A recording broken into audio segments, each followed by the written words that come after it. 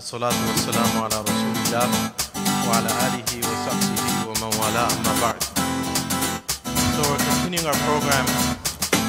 We were supposed to do the program yesterday, but there was a change in plans. We're looking at the meanings and the messages behind what we recite and pray again and again in our salah. Today what I wanted to do, we mentioned in our last program that Ramadan is the month of the Quran.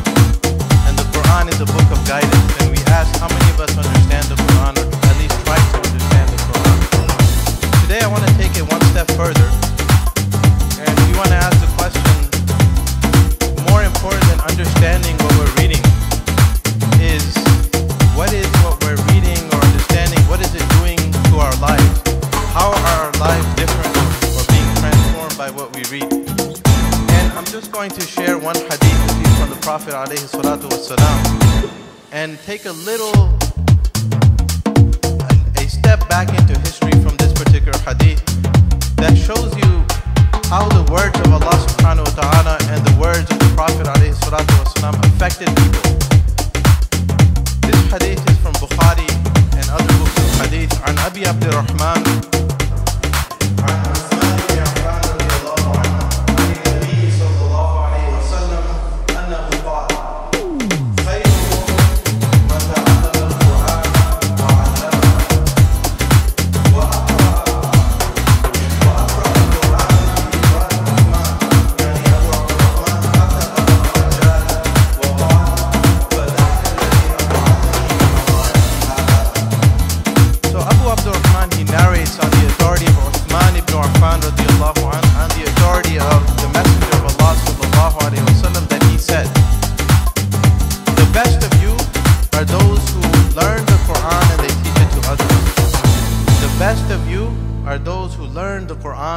teach it to others.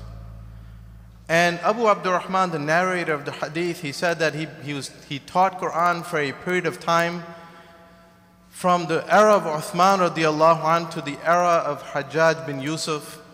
And he made a profound statement. He said, this hadith is what made me sit in this place of mine. Now, what is happening here?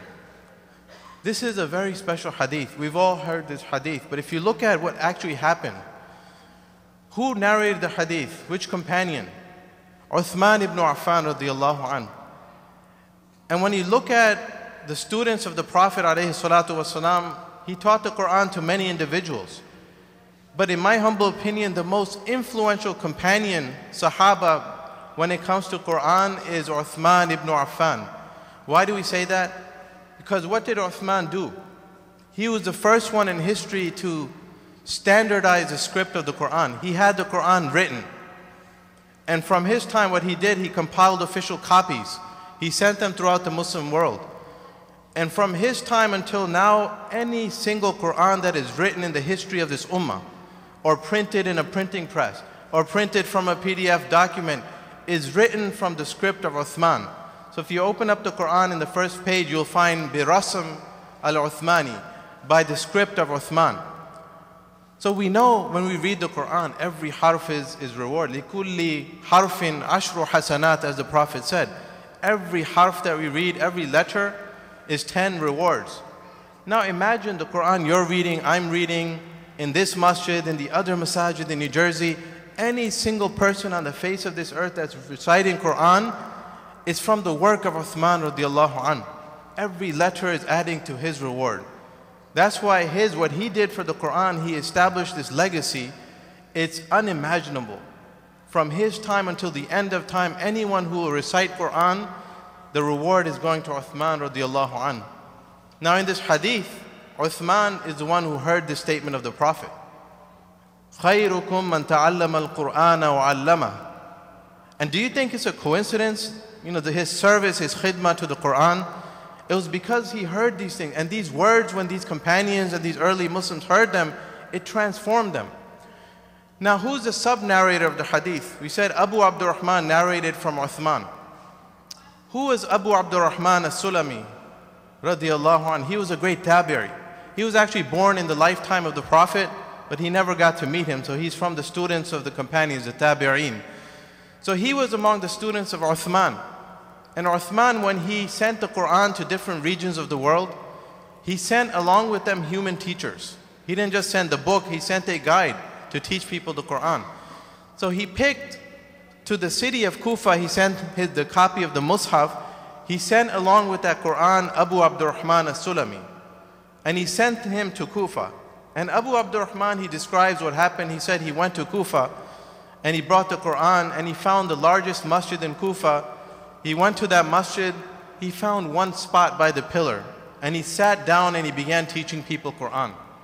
Until the rest of his life, he was teaching people Quran in that same spot. And he said at the end of the hadith is his words, the narrator's words. He says, what inspired me to sit in this place of mine was nothing other than this statement of the Prophet that the best of you are those who learn the Quran and teach it to others. Now, what was so special about Abu Abdurrahman as-Sulami and his service? First of all, it was such a tremendous time period. You know, he was sent in the time of Uthman. And in the hadith itself, we learned that he was there until the era of Hajjaj bin Yusuf. When did Uthman live and when did Hajjaj live? It's about 4 decades apart. We don't exactly know how much time that was. But Ibn Hajar in Fath al-Bari, he says that the end of the era of Uthman, the Khilafah of Uthman to the beginning of Hajjaj bin Yusuf's reign is 38 years. And the beginning of Uthman's Khilafah to the end of Hajjaj bin Yusuf's reign is 72 years. That means somewhere between 38 and 72 years, Abu Abdurrahman was sitting teaching people Quran. So we can take like a middle average figure, about 50 years. So he spent almost half a century of his life teaching people Quran in one place. And what inspired, from his own words, what inspired him to do that was this statement of the Prophet that he heard from his teacher Uthman, who heard from the Prophet ﷺ, that the best of you are those who learn the Quran and they teach it to others. Now, what was also special about Abu Abdurrahman's service? He had many, many students. You know, among his students were none other than Hassan and Hussein, the grandsons of the Prophet ﷺ. They were students of Abu Abdurrahman. But among his students was one special student. There were many, many special students, but I'll mention one by name. His name was Asim ibn Abi Nujud. His name was Asim ibn Abi Nujud, and he was perhaps his most famous student. So that when Abu Abdurrahman passed away, Imam Asim took his place as the leader of Ahl al-Quran in Kufa, and he began teaching in that spot. And among his students as well was none other than, he had many, many students, but Imam Asim himself, he had a student by the name of Hafs ibn Sulaiman. Now, if you look at these names, something might sound familiar. Today we read Quran according to different readings, right? What is the reading of Quran that we recite today, the majority of us in the Muslim world? What is it known by? Hafs, right? Who is Hafs? Hafs is a student of Asim.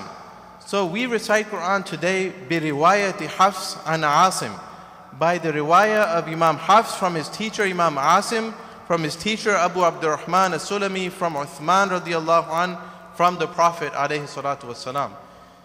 So just think about that. Today, more than 95% of the Muslim world recites Quran, whether they know it or not. Most of us don't know that there's different qira'at that we're reading by Hafs.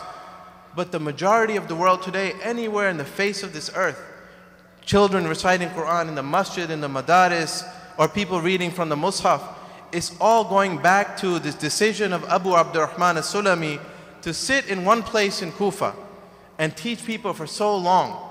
And then he had all these students that carried on that legacy to us today. By the way, Imam Asim, he had another student. So he had Hafs as a student, but he had a student by the name of Nu'man ibn Thabit. And who is Nu'man ibn Thabit? He's known by another name. Anyone know? Imam Abu Hanifa, rahimahullah. So one of the greatest imams, one of the 4 imams of fiqh, he was a student of this legacy of Quran. It all stemmed from one statement of the Prophet ﷺ. That's the point. That's the point, brothers and sisters. That really, what did these statements do to the early Muslims? What is it doing for us? We read the verses of the Quran, we read the statements of the Prophet. Is it changing our lives? But if you look at today, all the reward is going back to these 3-4 individuals who established this legacy of Quran. And today it's an honor, people who recite by ijazah, by isnad, like our Shaykh Walid, hafidhahullah ta'ala. If you look at their certificates, their ijazahs, it shows that they learned the Quran from their teacher, from their teacher, from their teacher, going back to Imam Asim, from Abu Abdurrahman as-Sulami, from Uthman ibn Affan, from the Prophet alayhi salatu wasalam. It all goes back to these individuals. And from this hadith we find what inspired them was this statement of the Prophet, خَيْرُكُمْ مَنْ تَعَلَّمَ الْقُرْآنَ وَعَلَّمَهُ. So I wanted to share some of these words and ask that question for myself before anyone else. You know, when we read the verses of the Quran, does it just make us emotional and we do nothing with our lives? What are we doing with our lives? What kind of legacy are we leaving for our children and for subsequent generations? And lastly, I wanted to honor, I think, our Shaykh Walid Atif, hafidhahullah ta'ala. He didn't get the introduction that he deserved. You know, we come here, we listen to his Quran, but really, we don't know what a gem we have in our midst. Shaykh Walid Atif, hafidhahullah ta'ala, he's from Alexandria. He teaches Quran, he's an Arabic teacher over there.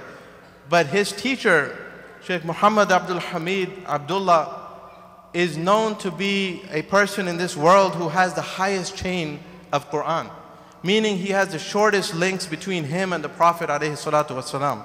He has about 28 or 29 links, people between him and the Prophet alayhi salatu wasalam. So it's an honor to have people like that in our midst. We need to honor them, we need to respect them and appreciate them. And in terms of appreciation, I wanted to present to him my book, Children's Bequest. Now we sold more than 200 of these books. I've personally taught Tajweed to about 200 students. Most people don't know this book, the idea for this book came when I was sitting in the class of Shaykh Walid more than 10 years ago. He taught us Tuhfatul Atfal, a famous poem about Tajweed. And while we were sitting there, his classes were in Arabic. I had the idea of translating. And bifadlillahi ta'ala, some years later, I was able to translate this text, Tuhfatul Atfal, and I used the classes of our Shaykh Walid as a base for this book. So all the students, I need them to know, those of you who have studied this book with me, more than 200 students, all of that is coming from Shaykh Walid Atif, hafidhahullah ta'ala. So really it should be his name and not my name. I just translated the information, so I wanted to present this book to Shaykh Walid as appreciation. فَلْيَتَفَضَّلْ Shaykh مَشْكُورًا جِدًّا. نسأل الله أن يجعل كل ذلك في ميزان حسناتكم. بارك الله فيكم. And I donated about 20 copies to the masjid. These are the last 20 copies in print before the second printing. So I'll ask Shaykh Ala if he wants to conduct that. We have 20 copies. All the proceeds, 100% will go to the masjid, to Minhal Center. So we only have 20 copies. We'll set a price, and inshallah people can take afterwards. We'll give the book to the brothers for $100 donation to the masjid. Anyone who is willing to make a $100 donation to the masjid, we have 20 copies, and you can do that right after the prayer.